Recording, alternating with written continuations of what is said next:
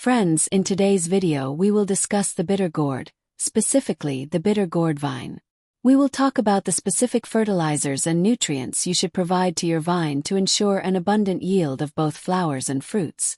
This will help maintain continuous flowering and fruiting, while also ensuring that the fruits grow to a substantial size. Additionally, we will cover how to properly care for the bitter gourd vine and the essential tasks you should perform on a regular basis. These measures will foster healthy growth, prevent pest and disease attacks, and ensure a consistent, bountiful harvest. I will be sharing detailed information regarding all these aspects with you, so please make sure to watch the entire video. I have planted bitter gourd vines in plastic grow bags within my kitchen garden. Yet, as you can see, the vines are growing beautifully and vigorously. They are currently producing an abundance of both flowers and fruits. Along with sharing these tips related to bitter gourd cultivation, I will also give you a full tour of the vines so you can see for yourself just how many large fruits are growing on them. There are numerous medium-sized fruits, a multitude of new, small fruits just emerging, and countless flowers still in bloom. The most common query or comment I receive regarding bitter gourd vines concerns the following issue. People report that while their vines are growing very well, remaining lush and green, they are not producing many flowers or fruits, or sometimes none at all. One possible reason for this could be that you are using an excessive amount of nitrogen-rich fertilizer on your vines. If you supply an excessive amount of nitrogen to the vine, it will indeed grow vigorously and spread extensively. However, the vine will focus all its energy on vegetative growth, that is, expanding its foliage, rather than on producing flowers and fruits. This is particularly true if you are using chemical fertilizers like urea, which contains up to 46% nitrogen. If you apply such fertilizers in excess to your vines, the plant itself will thrive, but the production of flowers and fruits will be negligible, or perhaps even non-existent. If flowering and fruiting do not occur naturally, I will later explain which fertilizers and supplements you can use to boost the number of flowers and fruits. You can cultivate this plant throughout the year. Although the summer and monsoon seasons are generally considered the best times to grow it, the bitter gourd vine thrives even during the winter months if provided with proper care. While the size of the fruit may be slightly smaller during the winter, the vine itself will still exhibit robust growth, and you can expect a decent, steady harvest sufficient to meet your needs. You will find bitter gourds available in two distinct colors. For instance, the ones you see here are dark green. There is also another variety like the one you see here, which is light green.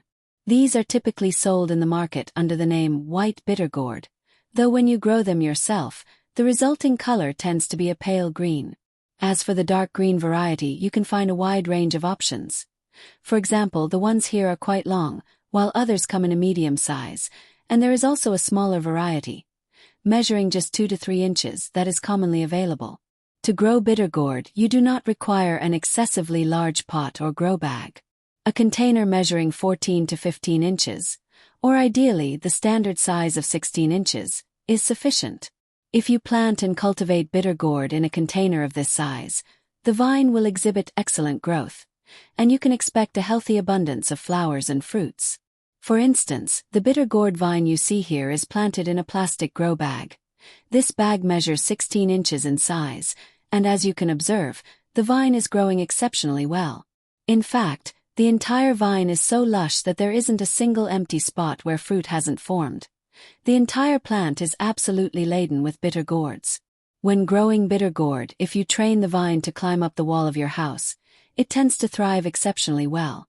Alternatively, if you guide it onto a trellis net, the kind specifically designed for climbing vegetables, the vine will grow much more rapidly and vigorously.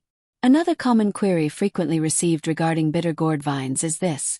While the plant produces plenty of flowers and small fruits, the fruits wither, rot, and drop off before they can reach a substantial size.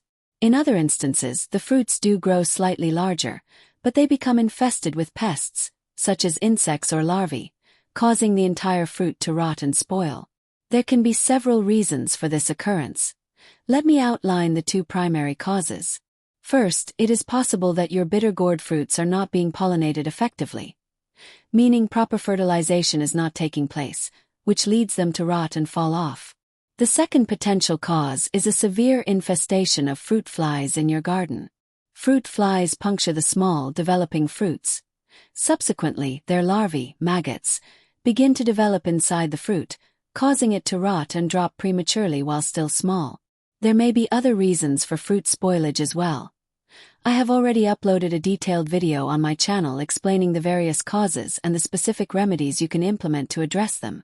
I will provide the link to this video in the description and on the screen.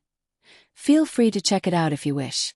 Another potential reason for this issue could be a nutritional deficiency, specifically a lack of essential nutrients in your plant. Consequently, your vine lacks the vigor required to increase the size of the fruit. As a result, the fruits rot or dry up and fall off while they are still small. To address this, it is crucial to fertilize your bitter gourd vine periodically. That is, to provide it with proper manure or fertilizer at regular intervals. However, before applying any fertilizer, you must keep one thing in mind. If you have mulched the vine during the summer months, you need to remove that mulch. Furthermore, you must strictly avoid mulching during the rainy season, even by mistake. Mulching involves covering the soil around the vine's roots with materials like dried leaves. This practice should be avoided during the rains. The reason is that mulching prevents the soil around the vine from drying out quickly, causing water to remain stagnant for extended periods. This significantly increases the risk of root rot. Additionally, excessively wet soil can cause the fruits to rot or dry up and drop off. Therefore, you should always keep the surface of the soil completely clean and free of debris. Additionally, to protect the plant from fungal infections, it is essential to apply a suitable fungicide every 15 days. If the soil is excessively wet, gently loosen the topsoil, perform light tilling, before applying the fungicide. If you prefer using an organic option, I recommend using trichoderma fungicide. Trichoderma is an excellent organic fungicide. You do not need to use it in large quantities. Simply mix 2 to 3 pinches of trichoderma into the soil around the plant's roots, ensuring it is thoroughly incorporated. Next, to ensure the healthy growth of the vine, you should mix in 1 to 2 handfuls of vermicompost every 15 days. Alternatively, you can use cow dung compost if you have it available. Simply mix that into the soil instead. These substances contain almost every type of nutrient, which greatly benefits the plants.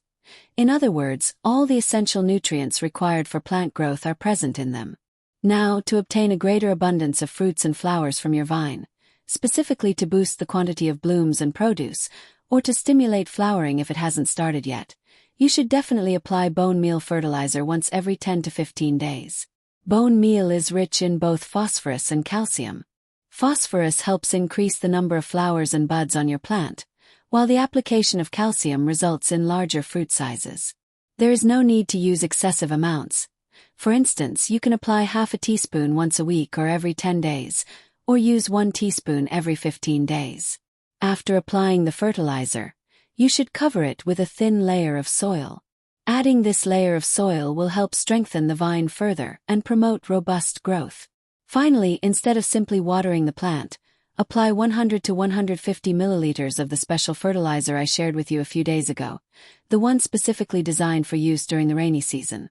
This particular fertilizer contains a comprehensive range of nutrients, along with numerous beneficial microorganisms that will enrich the soil around your bitter gourd vine and help significantly boost the volume of flowering and fruiting. If you haven't yet seen the tutorial on how to prepare this fertilizer, I will include the video link in the description below and on the screen.